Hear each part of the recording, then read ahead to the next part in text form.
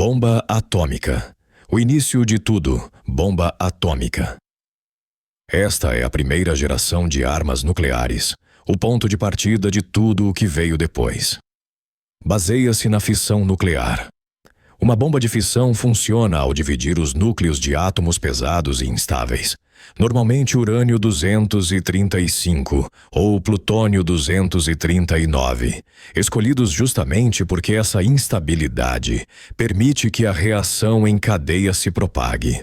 Quando um neutrão atinge um desses núcleos, ele se rompe em fragmentos, e nesse processo liberta uma quantidade enorme de energia, além de mais neutrões livres.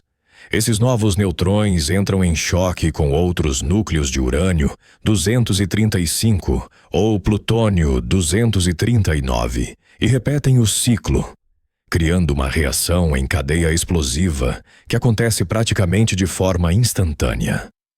Para provocar essa reação, utilizam-se dois esquemas principais. O primeiro é o modelo de canhão, que consiste em disparar uma parte do material físsil contra outra até atingir a massa crítica. Foi o desenho utilizado na bomba lançada sobre Hiroshima. O segundo é o modelo de implosão, que usa explosivos convencionais colocados em torno de uma esfera de plutônio para comprimir, até alcançar a massa crítica. Foi o desenho usado em Nagasaki. A potência dessas armas é medida em quilotoneladas, isto é, milhares de toneladas de explosivo equivalente. Bomba de hidrogênio. A segunda geração bomba de hidrogênio. Esta é a segunda geração de armas nucleares, muito mais poderosa do que a primeira. Aqui o princípio não é apenas a fissão, mas a fusão nuclear. Uma bomba de fusão funciona ao forçar os núcleos de elementos leves, geralmente isótopos de hidrogênio, como deutério e trítio, a se unirem sob temperaturas e pressões colossais.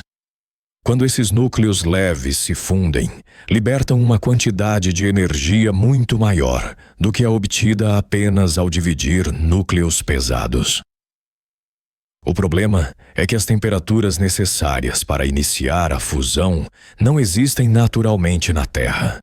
Por isso, utiliza-se uma solução extrema: usar uma bomba de fissão como detonador da bomba de hidrogênio.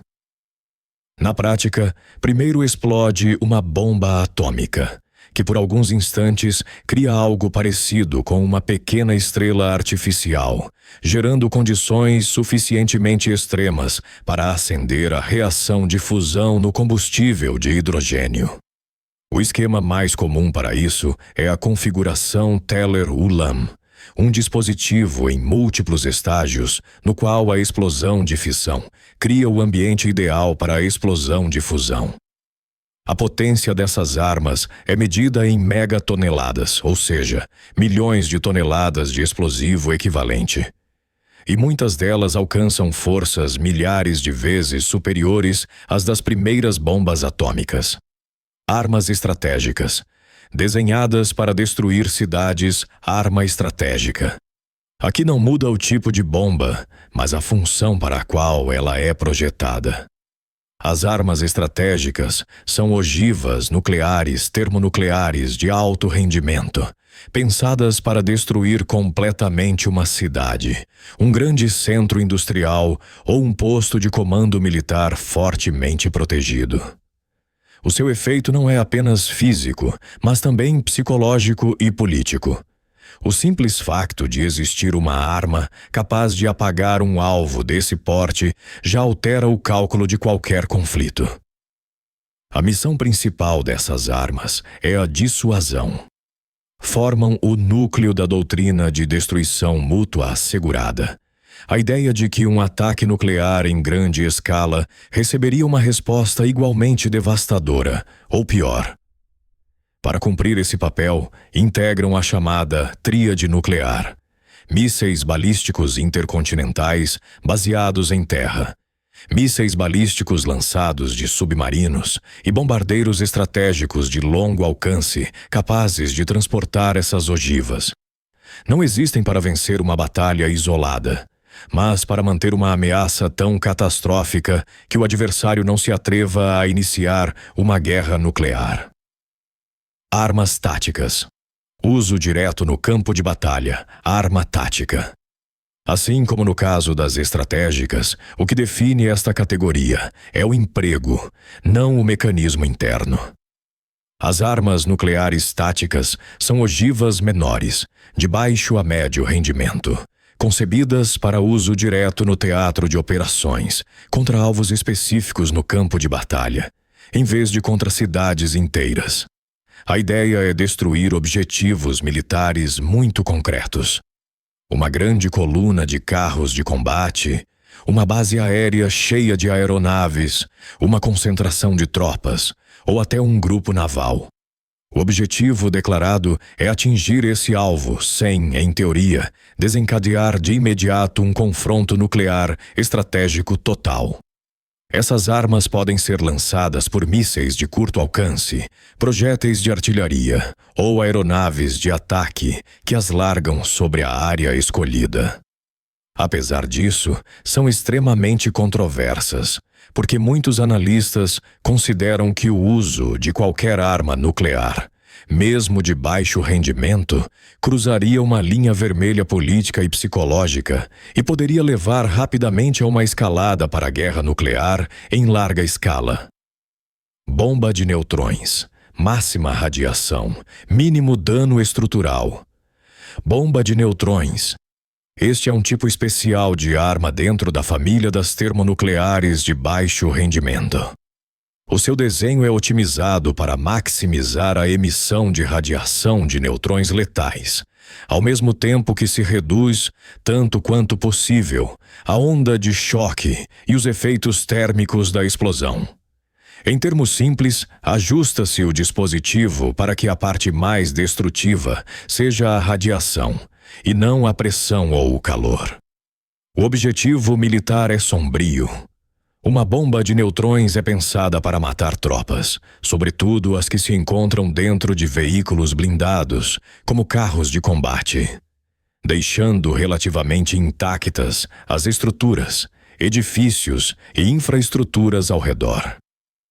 O curto, mas extremamente intenso pulso de neutrões de alta energia consegue atravessar o aço do blindagem e continua mortal para organismos vivos. Durante a Guerra Fria, este tipo de arma foi desenvolvido e testado, mas poucas chegaram a ser implantadas de forma permanente, e a maioria foi desativada ou retirada de serviço. Bunker Buster nuclear. Contra alvos enterrados. Bunker Buster nuclear. Este tipo de arma é concebido especificamente para destruir alvos profundamente enterrados e fortemente protegidos, como centros de comando subterrâneos ou silos de mísseis balísticos intercontinentais. Não se trata de uma bomba nuclear comum. A ogiva é instalada numa carcaça extremamente resistente, com estrutura reforçada e ponta endurecida para suportar forças enormes ao impactar o solo. A intenção não é furar o terreno como uma broca, mas aproveitar a energia cinética do impacto. A arma é lançada, atinge o alvo a grande velocidade e penetra dezenas, ou em alguns casos, centenas de metros em solo ou rocha antes de detonar. A explosão subterrânea gera uma poderosa onda de choque sísmica, muito mais eficaz para destruir estruturas enterradas do que uma detonação equivalente na superfície ou no ar. O B-61 Mod 11 é frequentemente citado como um exemplo real desse tipo de ogiva nuclear de penetração.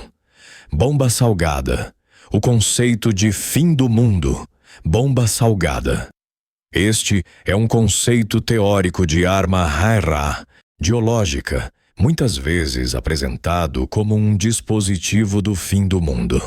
A ideia parte de uma bomba termonuclear convencional que é modificada ao ser salgada com um material estável, como o cobalto 59, colocado em volta ou integrado na estrutura da arma. Quando a bomba explode, O fluxo intenso de neutrões transforma esse cobalto 59 estável no isótopo altamente radioativo, cobalto 60. Esse material é então espalhado pela atmosfera como uma chuva radioativa extremamente perigosa e de longa duração. O objetivo de uma arma assim não seria vencer uma guerra específica, mas tornar zonas enormes do planeta inabitáveis durante décadas ou mesmo séculos, funcionando como uma arma de negação de área em escala continental ou global. Em termos práticos, acredita-se que nenhuma bomba salgada deste tipo tenha sido construída ou testada.